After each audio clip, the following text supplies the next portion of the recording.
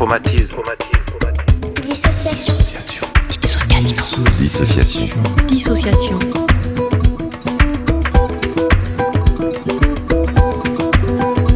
L'association francophone du trauma et de la dissociation présente Dissociation au pluriel.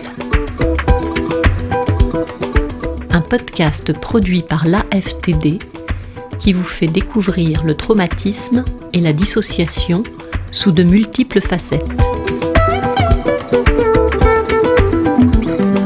Qu'est-ce qu'un traumatisme ? Qui est traumatisé ? Comment peut-on aider ceux qui le sont ? Et surtout, qu'est-ce qu'il y a derrière le terme de dissociation au pluriel ?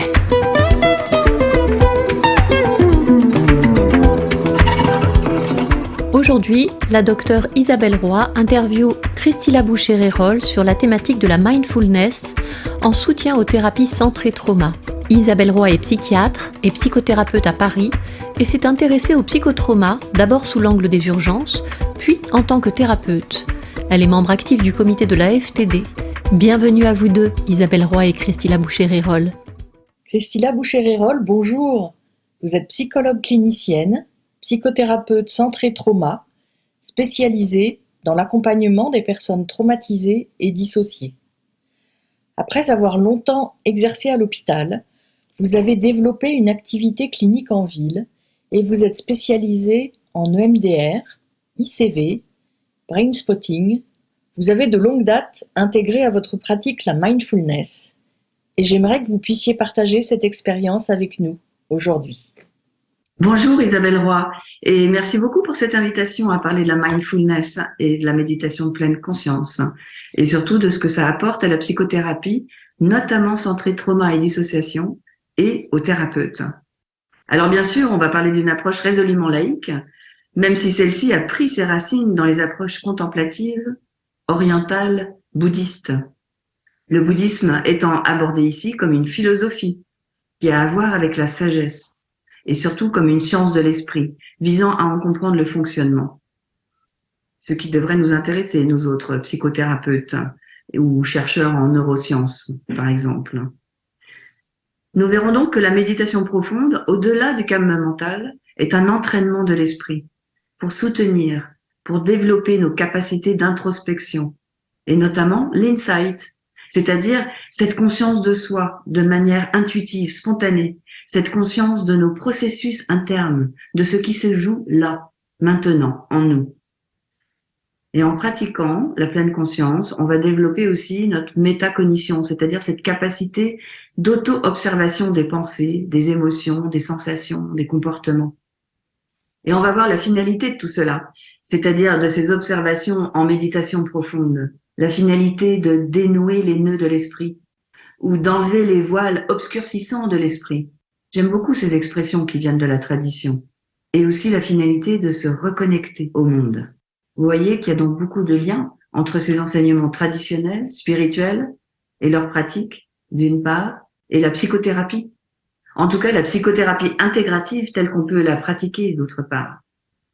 Cette science de l'esprit qui observe et décrit notre fonctionnement mental et émotionnel est à la croisée des neurosciences et de ce qu'on appelle maintenant, de plus en plus souvent, de la psychoneurobiologie ou neuropsychobiologie, bref, de ces trois aspects qui sont intimement liés au plus profond de notre système corps-esprit. On voit bien d'ailleurs que le champ de la recherche et des publications augmente de façon exponentielle depuis plus de 20 ans dans ce domaine de la mindfulness.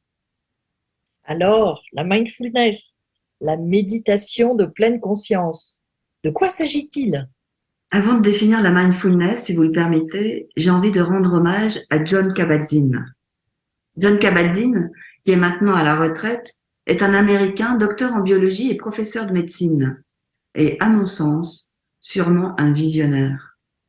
Dès la fin des années 70, il a alors moins de 30 ans, il perçoit ce que peuvent apporter les pratiques méditatives et contemplatives pour gérer notre stress et notre souffrance.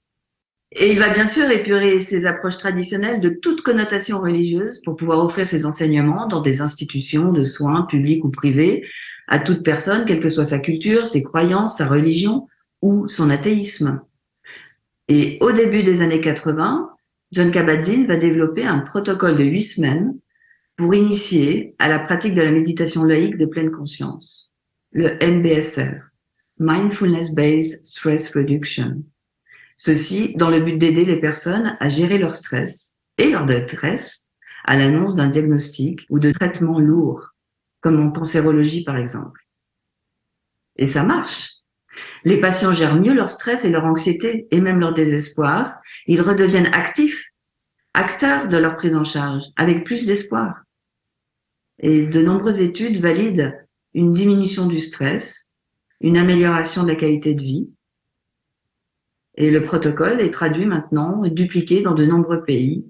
Et c'est le début de l'essor de la mindfulness dont on parle maintenant partout. Merci pour cet historique. Mais revenons à la définition de la mindfulness.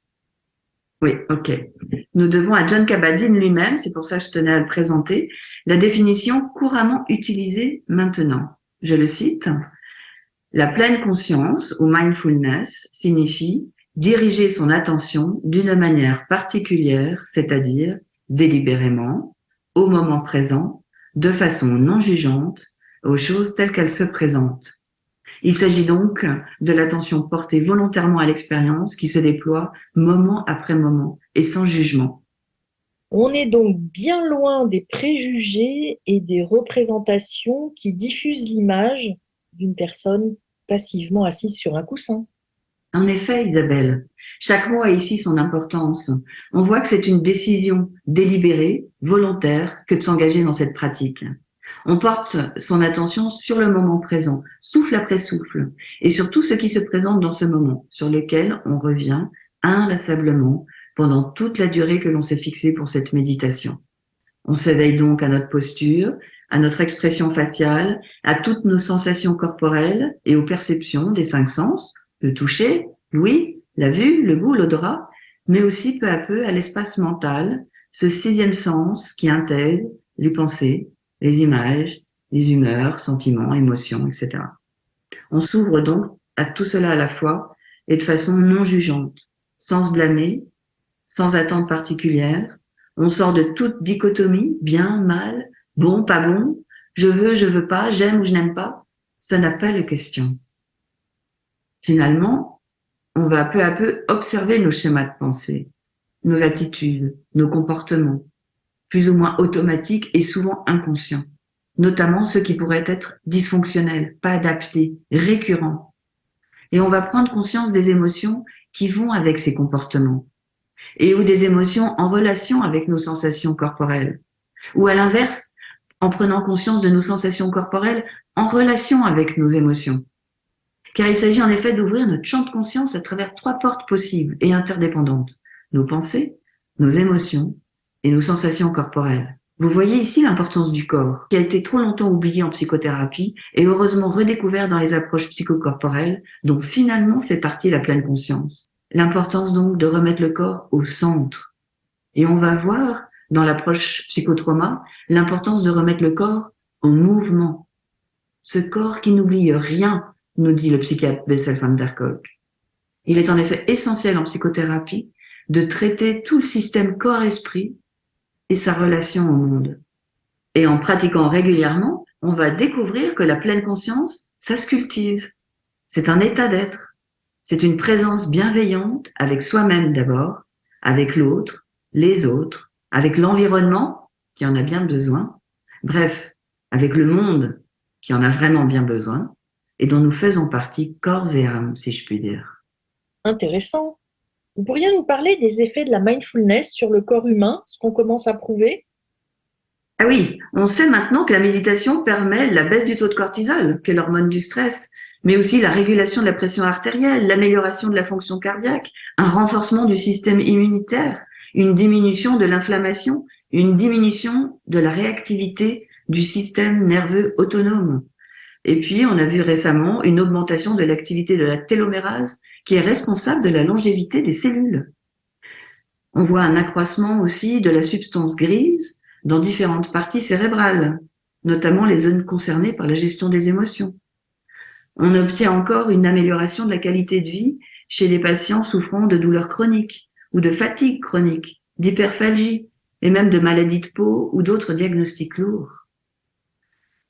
Donc vous voyez, on peut mesurer maintenant avec la méditation un impact sur des maladies somatiques, mais aussi sur les maladies ou souffrances psychiques.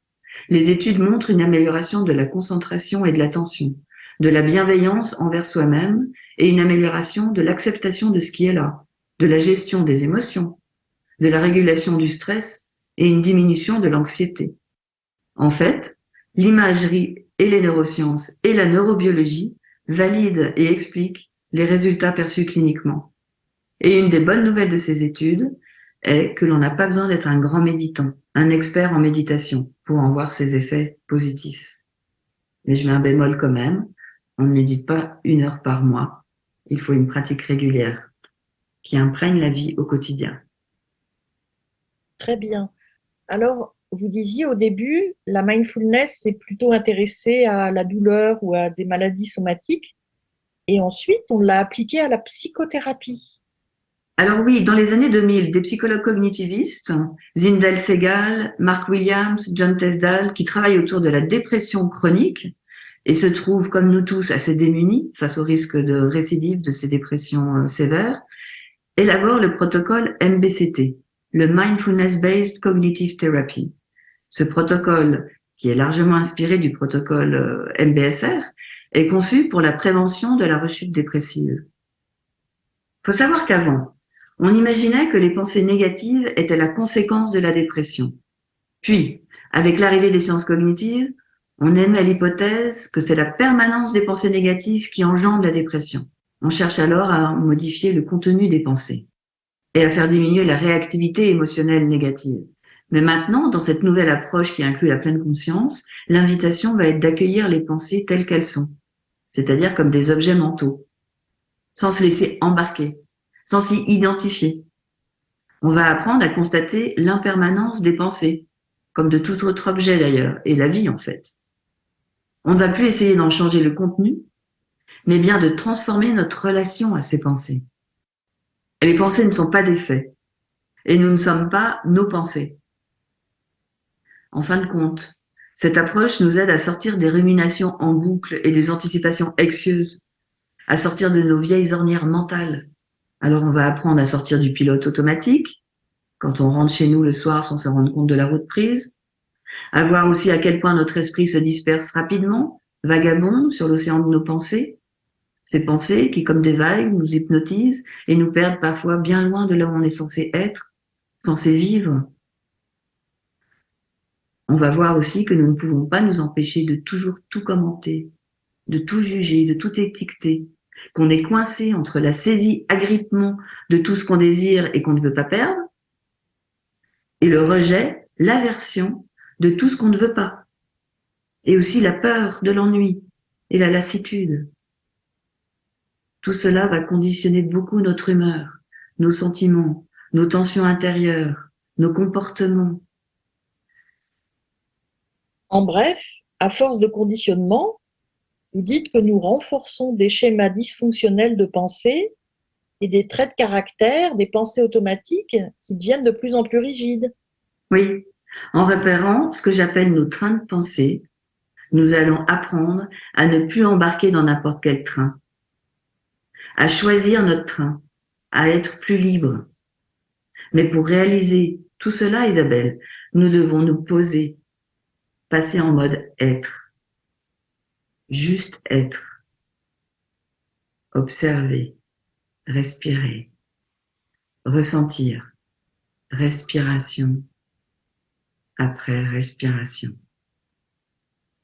Alors, ce programme va se développer rapidement dans de nombreux pays, comme vous l'avez dit tout à l'heure, et dans de nombreux services pour réduire le risque de rechute de nombreuses psychopathologies finalement et ne plus traiter seulement la dépression.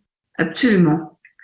Il est désormais indiqué, ce programme, dans le cadre de troubles anxieux, de troubles de l'humeur, de troubles du sommeil, de troubles de l'addiction, de troubles du comportement alimentaire, du trouble borderline. Il est indiqué aussi pour la gestion de l'impulsivité, et j'en passe. De plus, ce programme est donc instruit par des soignants, des médecins, des psys, des infirmiers psy, ayant bien sûr une pratique de la méditation, mais qui connaissent ces différents domaines de la psychopathologie.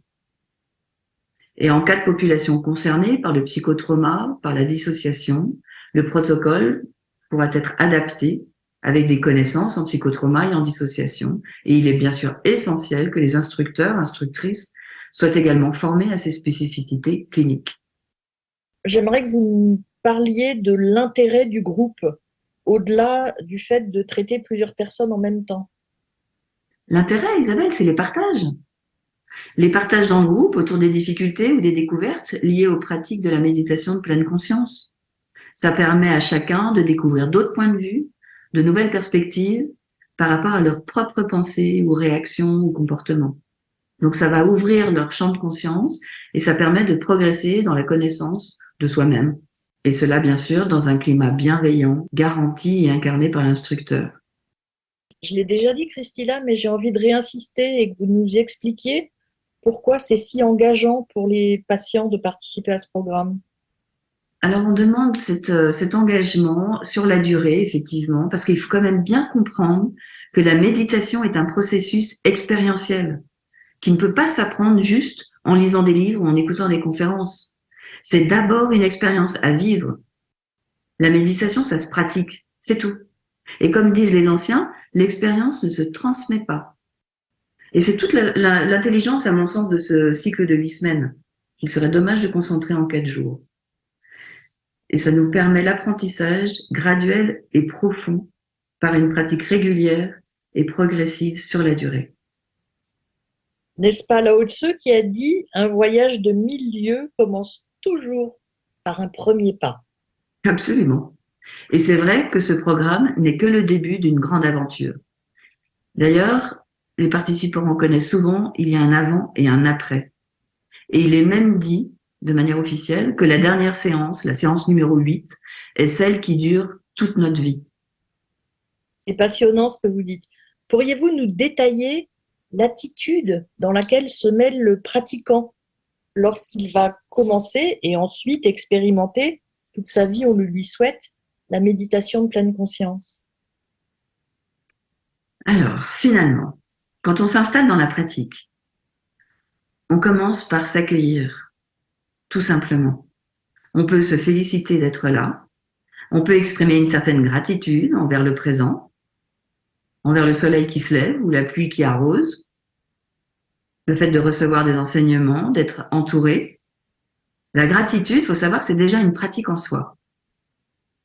Puis, nous cultivons une intention, une attitude, une qualité claire qui colore notre pratique, en nous rappelant notre motivation à venir s'installer dans cette pratique.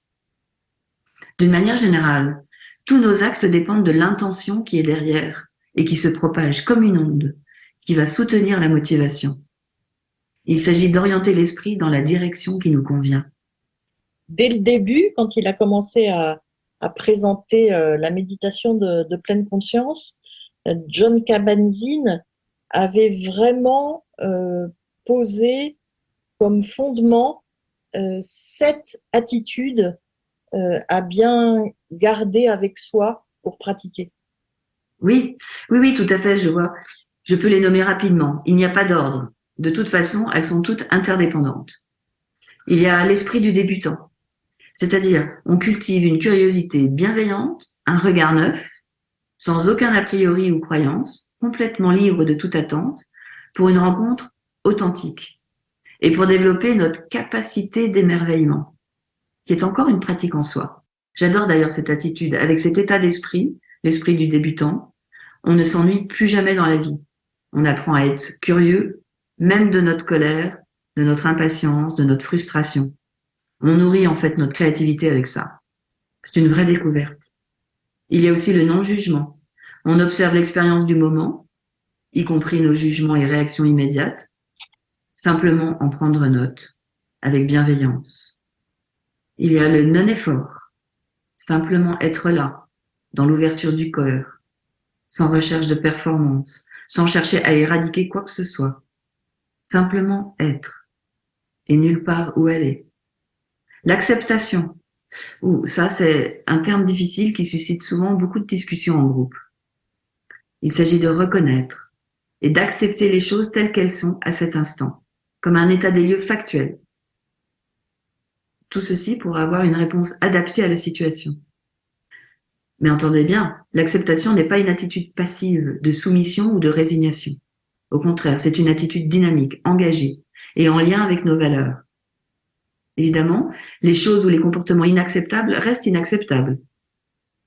On ne peut pas prendre soin de la douleur si on reste dans le refus de celle-ci ou dans l'évitement de ce qui est arrivé. L'acceptation permet un nouveau départ et alors un changement possible. Et puis il y a aussi comme fondement la confiance en soi, en les autres, au processus qui se déroule.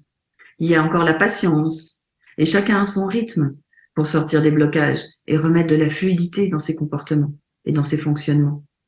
Et puis enfin il y a le lâcher-prise, en quelque sorte la résultante de toutes les autres attitudes. Il s'agit de sortir des saisies attachements, de sortir de l'aversion, il y aurait beaucoup à dire là-dessus, et de retrouver la fluidité, la flexibilité et de l'ouverture.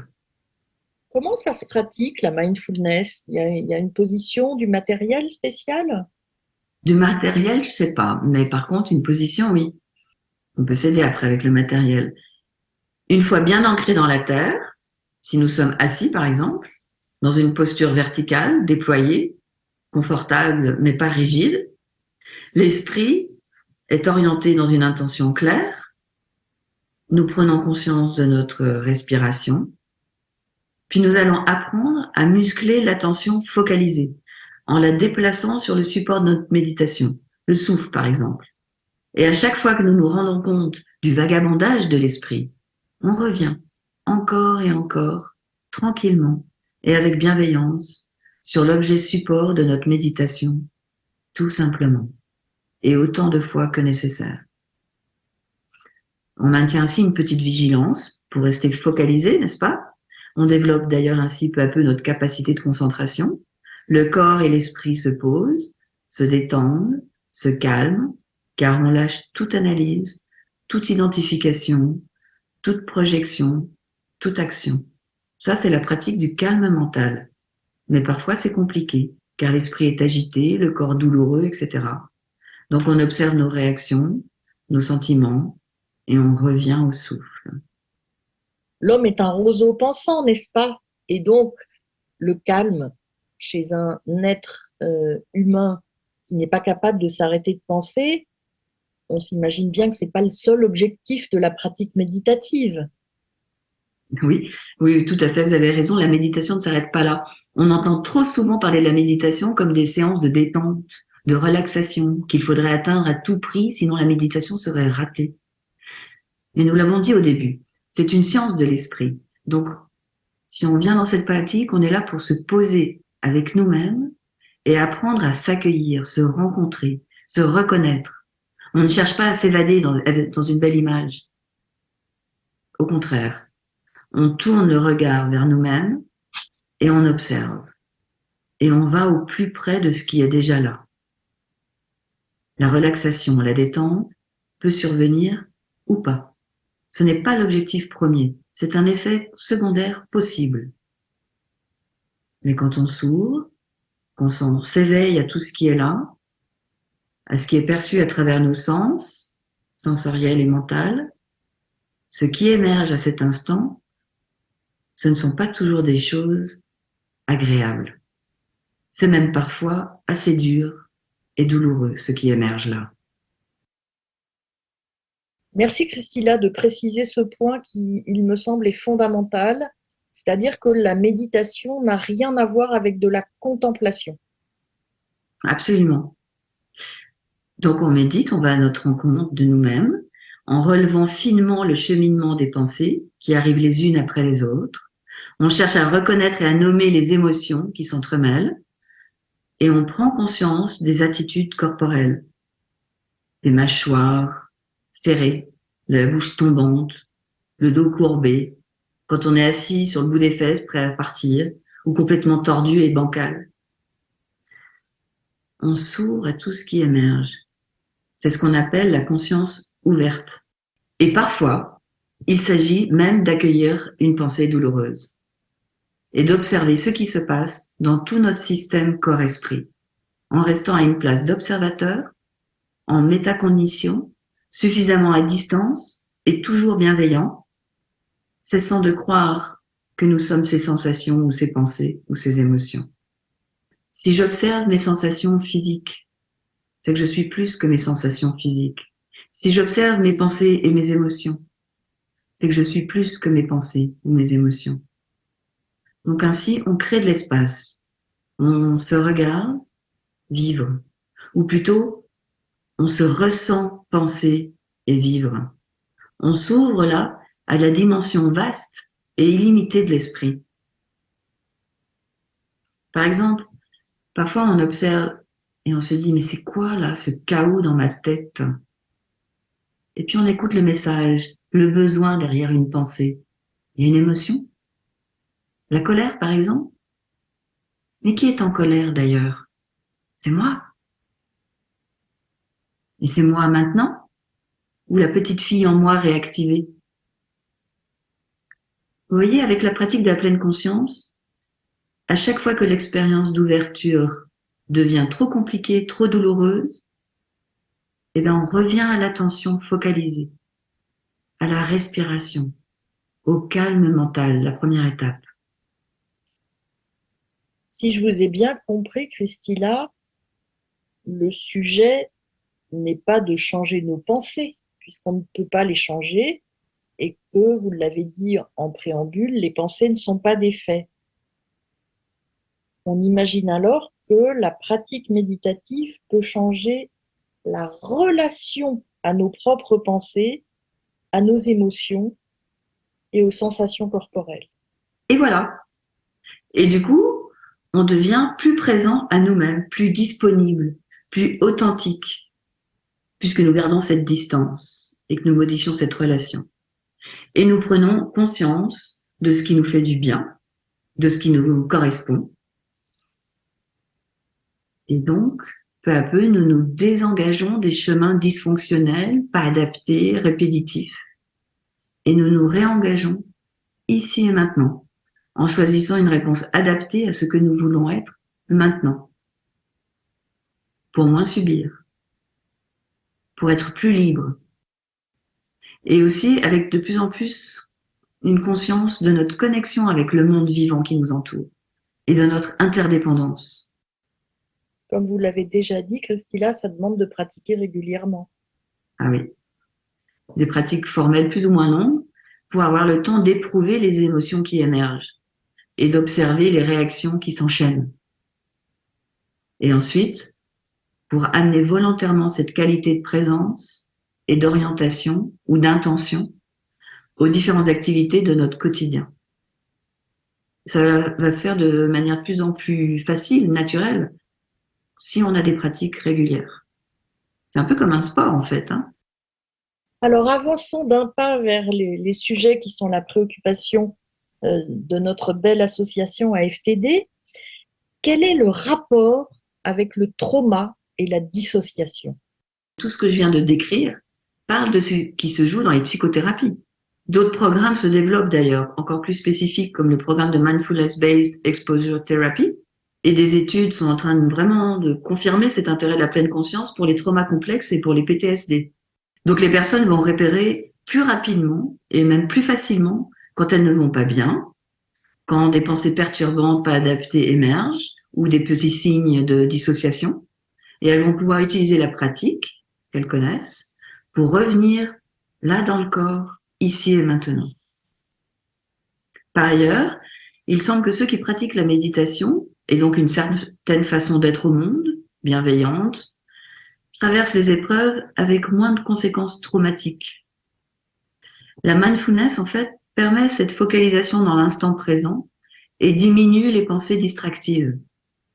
Elle augmente la capacité de ressentir les émotions positives. La plasticité neuronale explique aussi cette nouvelle flexibilité mentale et affective chez les patients qui pratiquent la pleine conscience. D'ailleurs, à l'imagerie, on observe des modifications au niveau des zones cérébrales impliquées dans le contrôle de l'attention, dans la concentration, la mémoire, la régulation des émotions, la perception des sensations corporelles, et même cette métacognition, ce processus d'observation de nos pensées. Ah oui, ça c'est extraordinaire. On peut signaler à nos auditeurs, Christilla, euh, qu'actuellement, il existe des travaux sur les états de stress post-traumatique après le génocide au Rwanda chez des jeunes qui n'étaient pas nés au moment des faits. C'est-à-dire que on découvre par le biais de l'imagerie et de l'épigénétique la transmission intergénérationnelle des traumas. Est-ce que la pleine conscience a un rôle à jouer? Oui, absolument. Je vous invite à lire les articles, les livres de Nathalie Zamateo et Marie Botman. Elles ont d'ailleurs écrit un article passionnant qui montre les apports de la méditation de pleine conscience sur le psychotrauma qui s'inscrit dans l'ADN et peut se transmettre sur plusieurs générations. Cet article, d'ailleurs, a été récompensé par les lecteurs membres de la FTD en 2019, je crois. Eh bien, elle rappelle différentes études pour ceux qui voudraient approfondir l'aspect scientifique, et je vais citer leurs conclusions. Nous voyons ainsi que la méditation a un impact sur le cerveau via la neuroplasticité et sur tout le corps via une diminution du processus inflammatoire et même au cœur de notre ADN via des modifications épigénétiques. Elle pourrait ainsi avoir sa place comme approche thérapeutique en complément des thérapies classiques. Fin de citation. Donc ces autrices rappellent aussi que la méditation pourrait être envisagée comme une pratique de prévention primaire afin de limiter, voire d'éviter le trauma, surtout dans les populations à risque. Et c'est chaque jour qui passe de plus en plus criant d'actualité vu le monde dans lequel nous vivons. Revenons à notre question principale. Quel est l'apport, selon vous, de la pleine conscience pour les traumas en dehors du traitement des états aigus, bien sûr?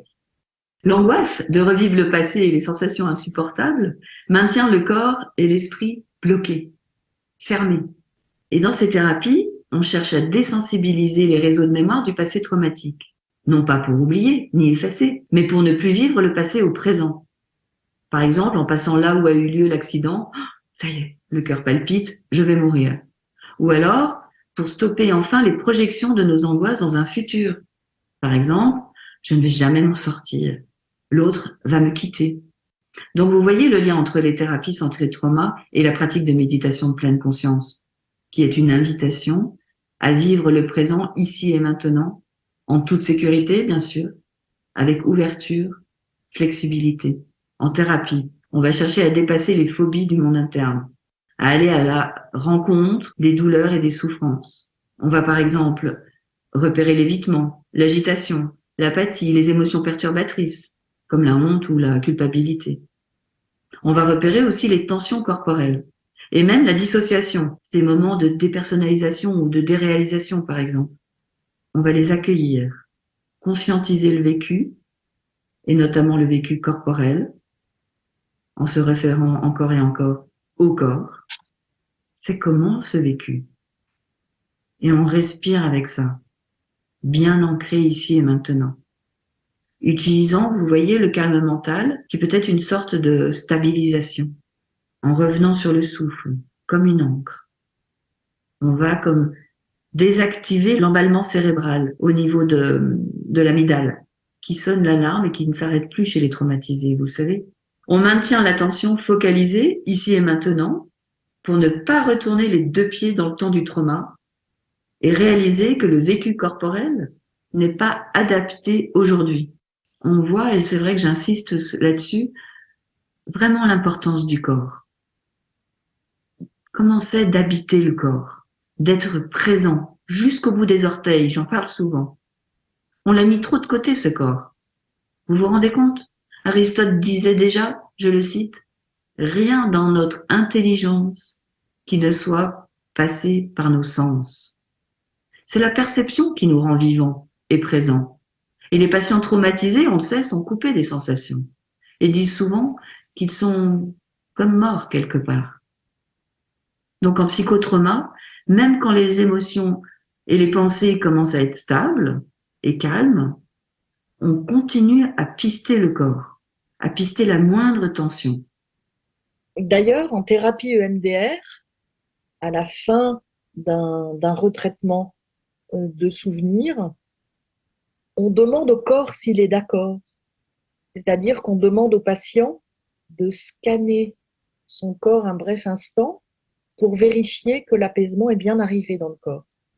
Oui, absolument. Et vous avez raison pour vérifier qu'il est d'accord avec les nouvelles pensées Absolument. qui émergent. C'est ça. Les thérapeutes psychotrauma EMDR, ICV, brain spotting, sensorimoteur, IFS, focusing et d'autres peuvent reconnaître leur pratique là, dans ce qu'on est en train de décrire. En fait, la pleine conscience est déjà présente de manière implicite dans notre travail, aussi bien côté thérapeute que côté patient. Mais l'activer et la travailler de façon explicite et consciente par une pratique régulière qui change notre façon d'être au monde, potentialise, à mon sens, tous les effets recherchés de la thérapie. D'ailleurs, moi, je constate que pour ceux qui développent une pratique méditative en parallèle de leur thérapie, ça va comme booster le travail. Et en individuel, on va plus vite dans cet espace de calme intérieur. On se réoriente mieux dans le présent, sécure. Quel serait selon vous le principal message à passer à nos auditeurs? J'en ai peut-être mis un peu trop d'ailleurs des messages, mais je pense que le message à retenir, c'est que la méditation n'est pas une technique. C'est à la fois simple, juste être, et complexe, car se laisser être nous confronte à nous-mêmes, à notre histoire, à nos démons. Et donc, dans les histoires complexes, il faut être accompagné au départ dans la pratique. Et le sens profond de la méditation, dont j'ai parlé tout à l'heure, est au final un sens spirituel, vous voyez. La méditation de pleine conscience, c'est une façon d'être. C'est une façon d'être en relation avec notre monde interne, au plus profond de nous, vers l'infiniment petit en nous. Je parle souvent des petites cellules qui reçoivent cette délicatesse de l'esprit et se détendent. Et de plus, la méditation est une façon d'être en relation avec le monde auquel nous sommes, qu'on le veuille ou non, reliés et interdépendants. Alors, si vous le permettez, je terminerai par une dernière citation de Bouddha. On a demandé à Bouddha, mais qu'avez-vous gagné avec la méditation? Il a répondu, rien. Par contre, laissez-moi vous dire ce que j'ai perdu. La colère, l'anxiété, la dépression, l'insécurité, la peur de vieillir et la peur de la mort. Mais Isabelle, c'est bien l'objectif de toutes nos psychothérapies, non? Effectivement, elle est magnifique cette citation. Pourriez-vous, s'il vous plaît, après nous avoir transmis toute votre expérience, nous recommander 2 livres, l'un à destination du grand public et l'autre pour les professionnels? Là, il y a pléthore, et je vous invite à vous perdre dans les rayons consacrés des librairies. Mais pour le grand public, je vous propose un petit livre simple et profond de Jon Kabat-Zinn, justement. C'est « Où tu vas, tu es ». Apprendre à méditer pour se libérer du stress et des tensions profondes.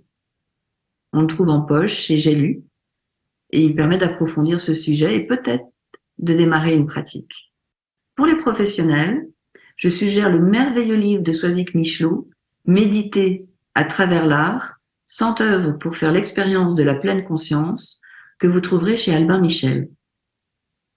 C'est évidemment un livre pour le grand public que j'offre moi-même souvent, mais je le recommande ici, notamment aux thérapeutes et aux instructeurs, instructrices, car à travers une écriture sensible et un choix d'œuvres inspirantes, le lecteur parcourt les points essentiels pour faire l'apprentissage de la méditation. Ce livre est un vrai cadeau, un petit bijou. C'est vrai, il est magnifique à lire ou tout simplement à regarder. Pour les professionnels, les recherches sont en train de confirmer l'apport de la prise en compte du corps dans le traitement du trouble du stress post-traumatique, que ce soit en EMDR, en yoga-thérapie et avec la méditation. Ah, vous voyez, c'est formidable. Donc, allons fouiller cette littérature-là sur les moteurs de recherche réservés aux professionnels. Je pense que ça nous donnera à penser, à rêver pour l'avenir de nos patients et à méditer. Absolument. Merci pour ces apports, Isabelle. Merci pour ce magnifique épisode, Christila. Au revoir. Au revoir, Isabelle. Au revoir, Christila. À bientôt. Le podcast Dissociation, Au pluriel. est produit par l'AFTD et édité par Sophie Lecliec-Aubin pour contribuer à diffuser l'idée de dissociation liée au psychotrauma. Cet épisode a été réalisé par Christila Boucher-Rérol et la docteure Isabelle Roy et Sophie Lecliec-Aubin et monté et mixé par Cédric Beau, ingénieur son et guitariste de talent. Le graphisme a été réalisé par Justine Rubino-Ligny.